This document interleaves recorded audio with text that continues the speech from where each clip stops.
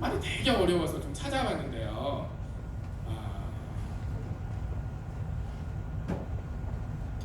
히브리어는 가알, 기업 모르다, 기업 모를 자는 고엘 이렇게 이제 표현하는데 이 의미가 이런 거예요. 땅은 하나님의 것이거든요. 그런데 12지파에게 분배했잖아요. 그리고 그 후손들이 계속 땅을 대대로 이렇게 물려서 상속하는 부분들이 있어요. 물론 이제 그 과정에서 너무 경제적으로 힘들면 그걸 팔기도 하겠죠. 그러면 가까운 친족은 그 땅이 계속 그 가문에 보존될 수 있도록 다시 사와서 줘야 되는 거예요. 이게 이제 그 공동체를 보존하기 위한 하나의 가까운 친척의 책무였어요. 그리고 네, 그 집안에 자녀가 없다. 그러면 가장 가까운 친척은 형제죠. 예를 들어서 형이 자녀를 낳지 못하고 죽어요. 그러면 동생이 형수와 함께해서 아이를 낳으면 이게 형의 자녀가 되게 하는 거예요. 그래서 그 대를 계속 잇게 하는, 그래서 계속하다는 의미의 계, 대를 잇다 할 때 대에서 계대 결혼이 이 당시에 있었어요. 그리고 심지어는 이런 책임까지 있습니다. 요즘에는 안 그렇죠. 등록금이 없어요. 우리 집이 너무 가난해서. 그러면은 가장 가까운 친척이 등록금 대신 내줘야 될 거예요. 네, 그렇죠. 근데 요즘에는 국가가 알아서 이제 지원해주는 부분들로 좀 바뀌어 있죠. 근데 과거에는 그런 시스템이 안 돼 있기 때문에 친척이 해야 될 역할과 의무가 엄청 컸어요. 그런가 하면은 부모가 조금 문제가 많아요. 너무 근데 경제적으로 힘들었는데 자식을 내다 팔았어요. 그러면 예를 들어서 이방인들에게 이렇게 팔렸다라고 하면 몸값을 지불해야 되잖아요, 누군가가. 그러면 가장 가까운 친척이 몸값을 지불해서 자유롭게 해서 데려와야 돼요. 그리고 억울하게 친척이 적에게 공격을 받아서 죽었다라든지 아니면 큰 상처를 받았다든지 그러면 가서 대신 온수도 갚아줘야 돼요. 지금처럼 뭐 이렇게 국가의 치안이 있는 시대가 아니기 때문에 그렇죠. 그러니까 기업무르다라는 것은 굉장히 포괄적인 책임을 묻고 있는데 한마디로 그 가문이 존속하게 하는데 있죠. 그래서 지금 4장 앞부분에는 이제는 땅에 대해서, 토지에 대해서 기업 물을 것에 대해서 가장 우선권을 가진 사람에게 물어봤어요. 네. 자, 3절을 보시겠습니다. 4장 3절 시작. 보아스가 그 기업 물을 자에게 이르되 모압 지방에서 돌아온 나오미가 우리 형제 엘림에게 소유지를 관할하므로 내가 여기 앉은 자들과 내 백성의 장로들 앞에서 그것을 사라고 내게 보하여 알게 하려 하였노라. 내가 물으려면 물으려니와 내가 물으지 아니하려거든 내게 보하여 알게 하라. 내 다음은 나요. 그 외에는 물을 자가 없느니라. 그가 가로되 내가 물으리라. 우선권을 가진 사람이 내가 물으겠다고 지금 답을 했어요. 그러니까 자기의 책임을 하겠다는 얘기예요. 그러니까 보아스 입장에서는 속으로 큰일 났네. 그럼 누수는 어떻게 될까? 이제 이런 생각도 했을 것 같아요.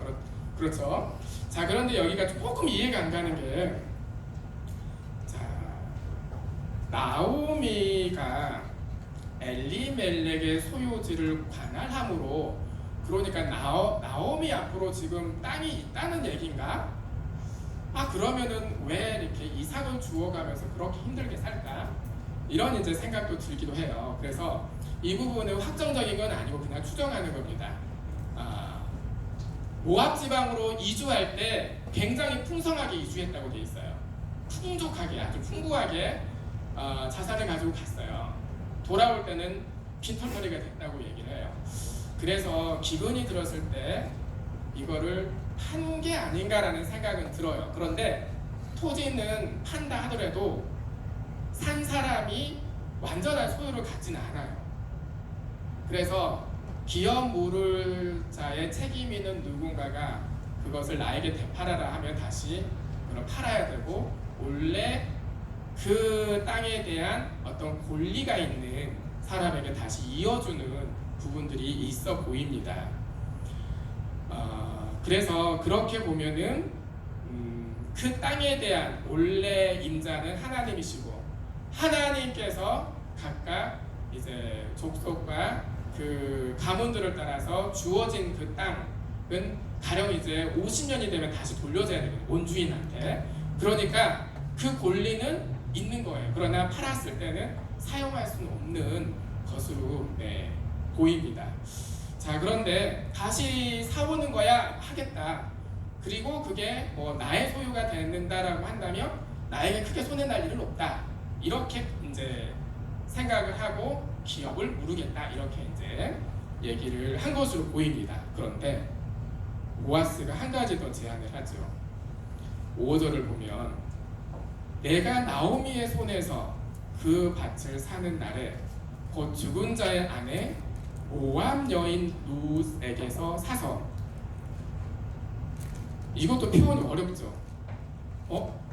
나오미도 어떤 권리가 있고 룻도 뭔가 권리가 있나?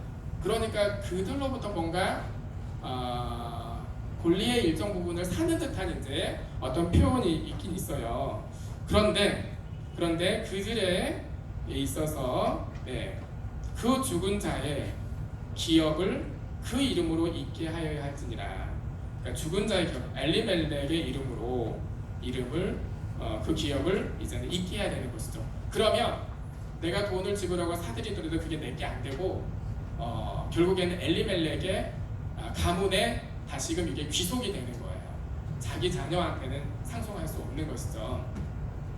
그리고 더 나가서 보면 아무튼 이렇게 얘기를 하니까 6절을 같이 읽겠습니다. 시작. 그 기업 물을 자가 가로되 나는 내 기업에 손해가 있을까 하여 나를 위하여 무르지 못하노니 나의 물을 권리를 너가 취하라. 나는 무르지 못하겠노라. 그러니까 결국에는 내 이름으로 이 기업을 가질 수가 없는 거예요. 그래서 엘리멜렉의 가문의 이름으로 결국에는 이걸 다 귀속시키게 되면 내가 돈을 지불하는데 결국 남는 건 없는 거 아니에요? 손해는 안 보겠다. 그래서 자신의 권리를 포기합니다. 그리고 자신의 책무에 대해서도 이제 내려놓게 되죠. 자, 그래서 보아스에게 기업 물을 권리가 그 다음 승계가 된 거예요. 그런데 10절을 보시면 또 말론의 아내 모압 여인 룻을 사서, 땅을 사는 거는 이해가 되는데 사람을 산다는 표현이 조금 잘못 번역한 것 같아. 그죠? 룻을 사서 이렇게 표현되어 있어요. 룻이 물건인가 사고 팔게, 그죠? 룻이 팔린 사람도 아닌 것 같은데, 그런데 룻을 사서 이렇게 되어 있어요. 사서 나의 아내로 취하고. 그런데 영어 성경을 보면 그냥 룻을 취했다고 표현되어 있어요. 룻을 취했다. 그래서 룻을 아내로 삼고 이제 태어난 아이가 있으면 엘리멜렉 가문의 후사, 상속자가 되게 하는 거예요. 그러니까 보아스는 자신의 모든 재산을 결국에는 그 엘리멜렉의 가문으로 연결시켜주는 그 책임을 다 하는 것이죠. 그렇게 해서 보아스와 룻이 결혼을 합니다. 그리고 어떻게 끝나냐면 룻기 4장 21절, 22절 보아스와 관련되는 부분만 읽겠습니다. 21절, 22절 같이 읽겠습니다. 시작. 살몬은 보아스를 낳고 보아스는 오벳을 낳고 오벳은 이새를 낳고 이새는 다윗을 낳았더라. 여기서 보면 다 남자가 남자를 낳고 돼 있어요. 살몬이 보아스를 낳고 보아스 오벳을 낳고. 자, 그런데 이제 보아스와 룻을 통해서 오벳이 태어났는데 오벳은 다윗 왕의 할아버지예요. 그러면 이제 룻은 다윗 왕의 족보가 어떻게 되나요? 땡땡 할머니가 되죠. 증조 할머니가 됩니다. 자, 그런데 마태복음에서는 예수님이 오신 그 계보와 관련해서 살몬은 누구에게서 보아스를 낳고 보아스는 누구에게서 오벳을 낳고 이렇게 표현이 되어 있어요. 그래서 마태복음에서는 믿음의 계보로 표현한 것이죠. 뭐냐면 살몬은 라합에게서 이렇게 돼 있고, 그죠? 라합에게 루드에게서 보아스를 낳았어요. 여기서 아마 보아스가 왜 저렇게 사람이 좋은데 아직까지 결혼을 못했을까 아마 그랬을 것 같아요. 보아스 사람은 좋은데 어머니가 기생이야, 이방 민족 기생이었어, 이렇게 아마 생각했을 수도 있어요. 왜냐하면 라합은 가나안 정탐꾼에게 이렇게 호의를 베풀고 가나안을 칠 때 우리 가문을 보호해 달라고 부탁을 했어요. 그래서 가나안 공격을 할 때 이 기생락 집안은 구원을 받았어요. 그러니까 보아스 어머니의 그 신분 때문에 그랬는지 나이가 들 때까지 결혼을 못했던 것 같아요. 그런데 룻 역시도 이방 여인이잖아요. 모압 사람하고 이스라엘 사람은 사실 가깝지 않아요. 굉장히 거리가 있어요. 심리적으로도 굉장히 거리가 있고 모압 사람을 이렇게 아내로 취하는 거 상당히 경계했던 부분인데, 그러니까 사실은 보아스는 이방 사람들의 그 어려움도 굉장히 잘 알았을 것 같아요. 그래서 룻을 이제 아내로 기꺼이 삼고 자신에게 주어진 권리이면서도 책임이죠. 기업 물을 자의 모든 의무들을 다 했습니다. 보아스는 기업 물을 자, 예수 그리스도의 하나의 예표라고 볼 수 있을 것 같습니다. 우리의 신분을 한번 생각해 보세요. 우리의 신분은 우리가 영적인 존재잖아요. 우리의 영은 저 하늘에서 지어졌어요. 그래서 하나님께서 많은 사람들 중에 아담을 이끌어서 에덴 동산에 두시고 그 코에 생기를 불어넣으셨는데 그 생기가 영이에요. 그것은 하늘로부터 왔어요.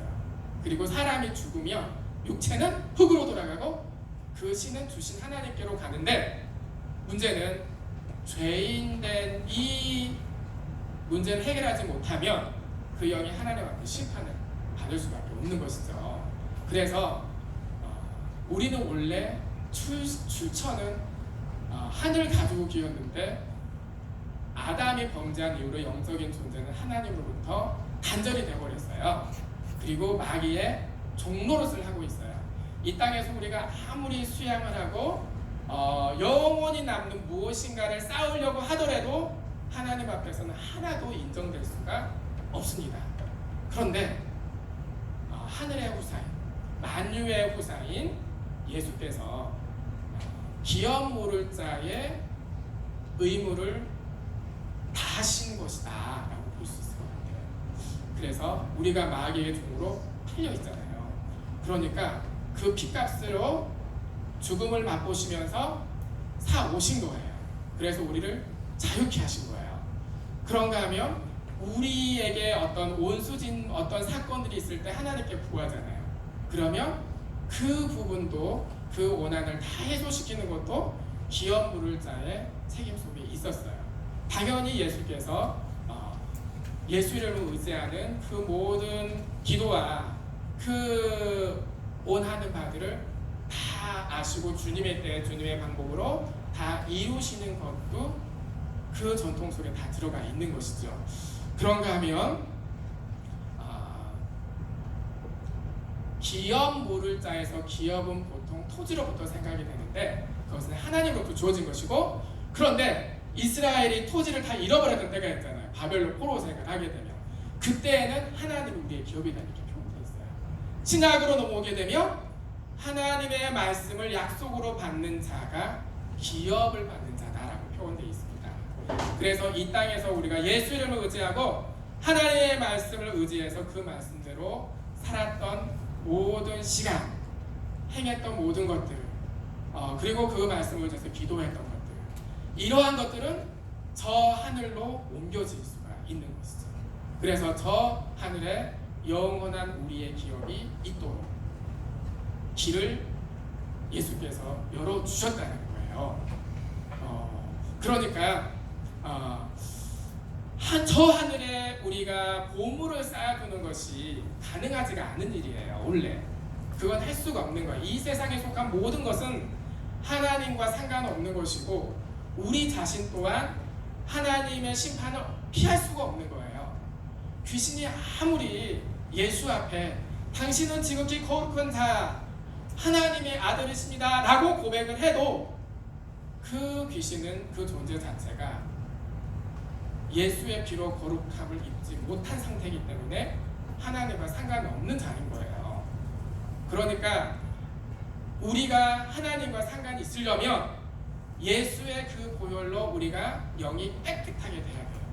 그가 죽으심으로 우리의 죄를 대신 담당하시고 그 죄값을 다 지불하셨기 때문에 우리는 믿음으로 그 권리를 얻을 수가 있는 거예요. 그래서 우리는 하나님 앞에 하나님의 자녀가 되는 부분이 가능했어요. 그 다음에 우리는 부지런히 이 땅에서 수고하고 주님의 법대로 살아서 저 하늘로 영원한 우리의 기업이 생길 수 있도록 우리가 노력을 해야 한다는 거예요. 이제 우리가 예수 그리스도 하나님의 후사가 되었기 때문에. 그러나 우리가 아무것도 안 하고 그냥 예수님만 믿고 예수님의 은혜만 의지하면 구원을 받아요, 당연히. 그러나 저 하늘에는 내가 누릴 수 있는 게 없어요. 그래서 이 땅에 있는 동안에 하나님의 법대로 내가 심어야 되는 거예요. 나에게 주신 달란트, 뭐 이렇게 피아노, 오르간 이렇게 치는 게 얼마나 좋아요. 저도 대학 시절에요, 피아노 배우려고 노력해봤어요. 네, 바하를 쳤는데요. 네, 바이엘 하. 한 달 학원 다니다가 깨달음이 있었습니다. 이렇게 해가지고는 잘할 수 없다. 대신에 나는 피아노를 잘 치는 사람을 격려하는 역할을 하면 좋겠다. 너무 훌륭하다, 너무 잘한다, 이렇게 그러면서 그것을 옆에서 누리는 사람이 되어야 되겠다. 그렇게 해서 했는데 저는 여전히 그런 환상이 있어요. 피아노 잘 치는 형제나 자매를 보면 너무 부러워요. 하나님 앞에 찬양으로 영광 돌리는 모습이 너무 부러운 거예요. 믿음으로 하나님 앞에 내게 주신 달란트를 사용한다면 하나님이 그것을 다 기억을 하십니다. 자, 이 시간에 같이 기도하고자 하는 것은 예수께서 우리 영혼의 모든 죄값을 지불하시고 자유케 하시는 그 속량하시는 기업 모르는 역할들을 다 하셔서 우리가 하나님의 가족이 되게 하셨습니다. 그래서 히브리서 2장에도 거룩하게 하시는 자와 거룩함을 입은 자가 다 하나에서 났다. 그런데 예수께서 우리를 형제라고 부르는 것을 부끄러워하지 않으셨다. 기업 물을 자의 책임을 다하시고 우리가 하나님의 가족이 되게 하시고 또 상속자로서 우리를 함께하게 하셨어요.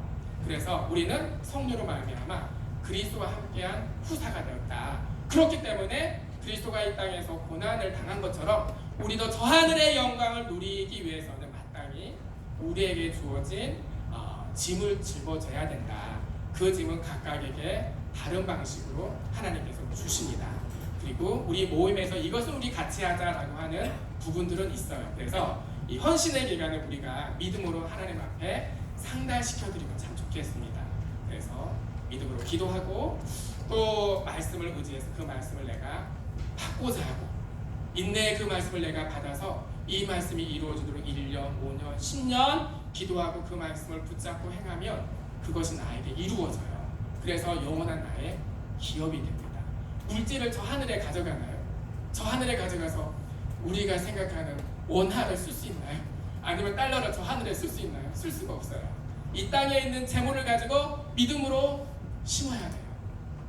주님의 나라를 위해서 몸된 교회를 위해서 또 내가 돌아봐야 될 자들을 정말 섬겨야 됩니다. 그러한 물질들은 그야말로 그 본질상 하나님하고는 상관없는 것이지만 하나님 앞에 드려지는, 그래서 영원히 헤어지지 않는 저 하늘 주머니에 쌓이는 보석이 될 겁니다. 하나님 앞에 우리가 믿음을 가지고 이 헌신의 기간에 내가 믿음을 사용해서 하나님 앞에 나의 재능을 하나님께 드리는 자, 시간과 물질도 드리고 또 주님의 복음을 함께해서 정말 함께 주님께로 이끌고 인도하는 그러한 모습들도 우리에게 있으면 좋겠습니다. 이 시간 같이 기도할 때 헌신 기간에 정말 주 앞에 믿음을 보이는 자 될 수 있도록 예수여 한번 하시고 기도하시겠습니다. 예수여. 하나님 아버지, 주 앞에 기도를 간구합니다. 우리에게 헌신의 기간을 주셨습니다. 저 하늘의 소망을 가지고 우리가 이 땅을 살아가게 하여 주옵소서. 잠시 있다 사라지는 이제 안개와 같고 이슬처럼 잠시 있다가